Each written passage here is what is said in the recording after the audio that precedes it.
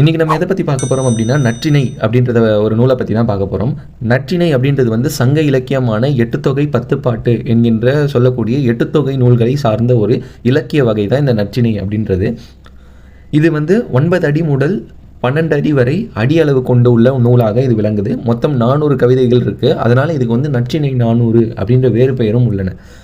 அன்பின் 5 திணைகளாக குறிஞ்சி, முல்லம், மருதம், நெய்தல், பாலை ஆகிய 5 திணைகளை பற்றி இந்நூல்கள் இடம்பெற்றுள்ளன. இந்நூல் வந்து மொத்தம் 175 புலவர் பெருமக்களால் பாடப்பட்டுள்ள ஒரு நூல். இந்த நூலை வந்து யார் தொகுப்பித்தார்கள் அப்படின்னா பன்னெடு பாண்டியன் மாறன் எழுதி. தொகுத்தவர் யார் என்று அறியக்கூடவில்லை.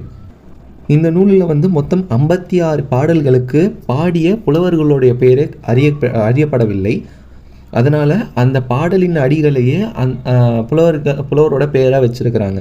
அந்த வகையில் மலையனர், தும்பி சேக்கிழனார், மடல் பாடிய மாதங்கீரனார், தனிமகனார் போன்றோர் ஆவர்.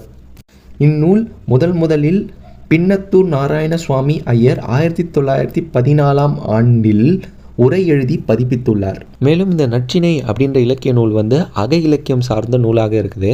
அக இலக்கியம் அப்படின்னா இல்லற வாழ்க்கையை பற்றி பேசக்கூடிய நூலாக இருக்குது. அதாவது இந்த கவிதையில் வந்து எந்த ஒரு பேரையோ இல்லை ஊரையோ வந்து குறிப்பிடவே மாட்டாங்க. ஸோ இது வந்து எல்லாமே மறைமுகமாக சொல்கிற மாதிரி இருக்கும். இதுதான் அக இலக்கியம் அப்படின்னு சொல்லக்கூடியது. இந்த வகையில் நம்ம போதனார் எழுதிய பரசம் கலந்த வெண்சுவை தீம்பால் என்று தொடங்கக்கூடிய கவிதையை பற்றி இன்றைக்கி நம்ம விரிவாக பார்க்க போகிறோம். முதல்ல இந்த கவிதை வந்து எதை பற்றி சொல்லுது அப்படின்னு பார்த்தீங்கன்னா, மிகப்பெரிய செல்வந்தர் இருக்கார். அவளுடைய மகளுக்கு வந்து ஒரு செவிலித்தாய் வந்து ஒரு கையில் தங்கத்தால் செய்யப்பட்ட பாத்திரத்தில் தேன் கலந்தார் போல் சுவைமிக்க ஒரு உணவு பண்டத்தை வந்து வச்சுருக்கிறாங்க ஒரு கையில். இன்னொரு கையில் என்ன வச்சுருக்கிறாங்க அப்படின்னா ஒரு மெலிசான ஒரு குச்சி வந்து வச்சுருக்கிறாங்க. அந்த செல்வந்தருடைய மகளை இந்த செவிலித்தாய் வந்து சாப்பிட மாட்டியா அப்படின்னு சொல்லி அதட்டுறாரு போல் இருக்குது. அதுக்கு அந்த மகள் வந்து என்ன பண்ணுறா அப்படின்னா, நான் சாப்பிட மாட்டேன் அப்படின்னு சொல்லி காலில் இருக்கக்கூடிய முத்துக்களால் ஆன சிலம்பு ஒலிக்குமாறு அவள் தாவி ஓடும் தன்மை உடையவளாக அந்த மகள் வந்து இருக்கிறா. தந்தையும் செவிலித்தாயும் வியந்து பார்க்கக்கூடிய அளவுக்கு அவள் இருக்கிறா. ஏன்னா தனது கணவன் வீட்டில் என்னதான் வறுமை இருந்தாலும், என்னதான் ஒருவேளை உணவு உண்டு வாழ்ந்தாலும், தன்னோட தந்தை வீட்டில் வாழ்ந்த வாழ்க்கையை பற்றி ஒருபோதும் நினைக்கவே இல்லை.